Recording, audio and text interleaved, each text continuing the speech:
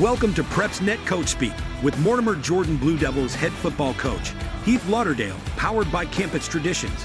Here's your host, Aubrey Johnson. Welcome in, Coach. Yes, sir. Good to see you again. Good to see you. So last Friday, you played Leeds at Leeds, and although you didn't come away with a win, you played them really tough. Tell us about that game.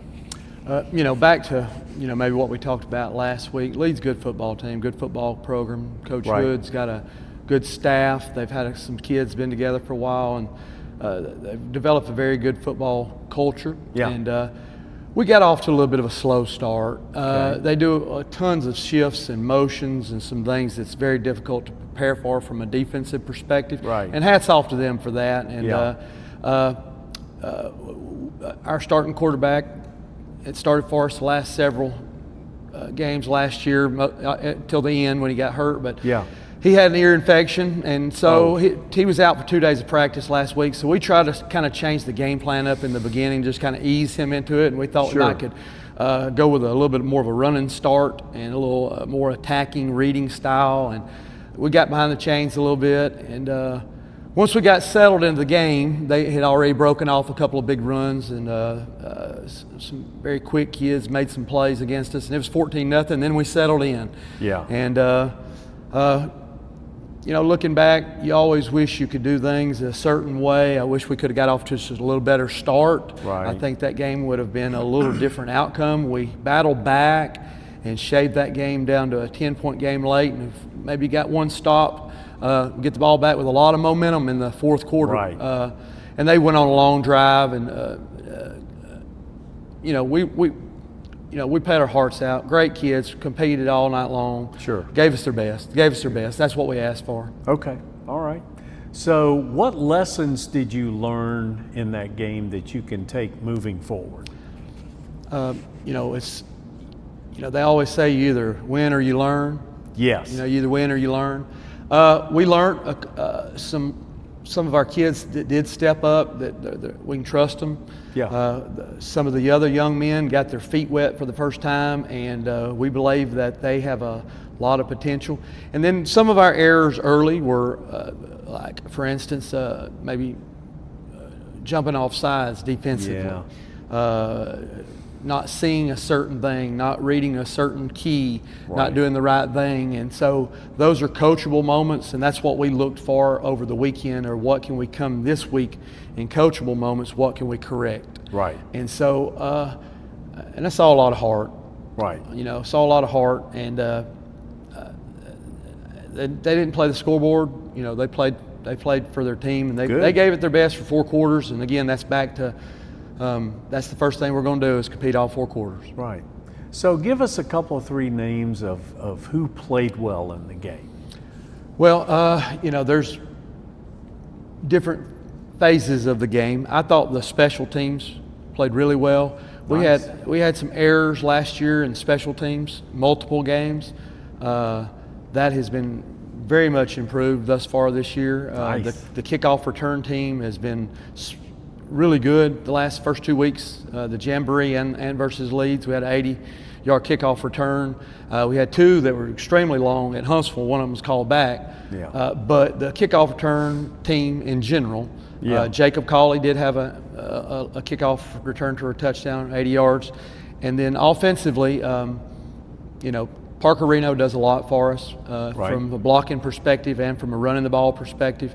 Blaze Neely come in and played really well at quarterback. He kind of got over he come in and got over ear infection, and he had antibiotics and ready to go. He felt good, and he played really good.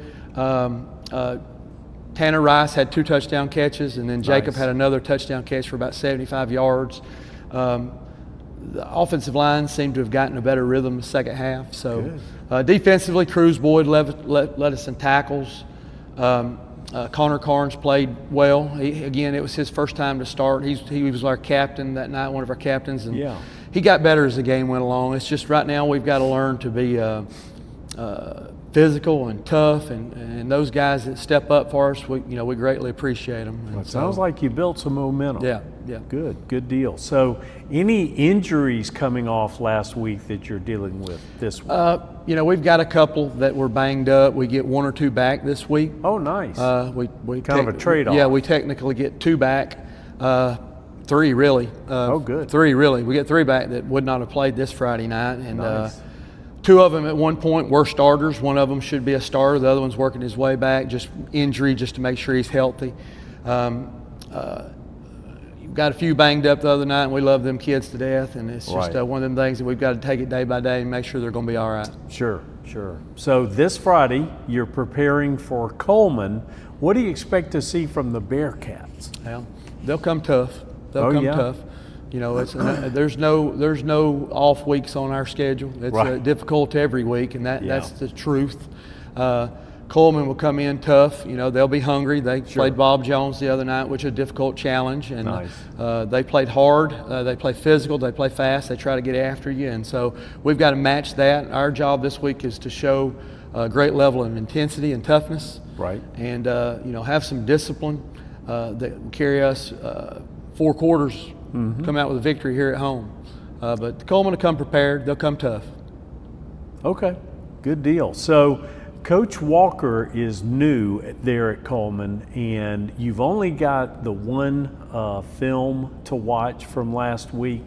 How do you sufficiently prepare for a game like this? Well, it kind of like what we talked about Leeds. We had that one film from the Jamboree. Yes. And we saw a few ideologies and maybe some things schematically we needed to line up to, and buddy, they got out there and they were shifting and moving and trading players and doing motions that we haven't seen.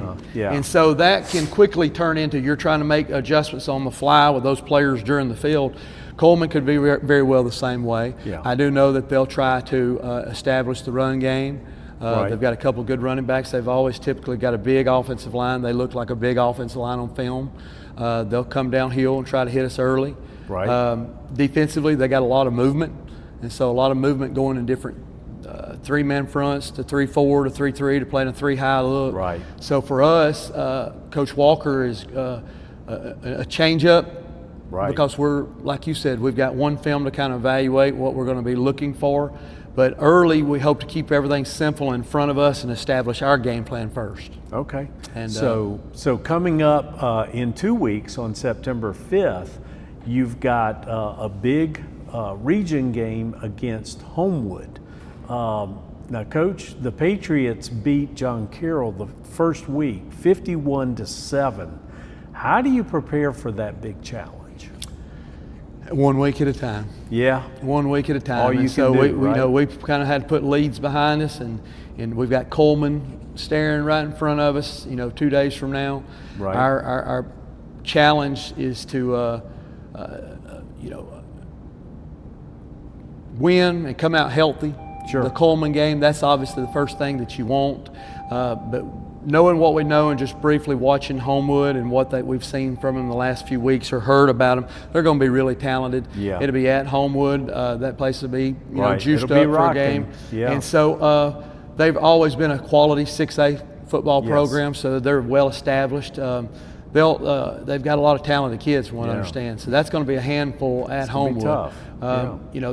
Down the road, that'll be something that, again, that's a bear on your schedule. Got to be ready for them. Yeah, gotcha. Okay.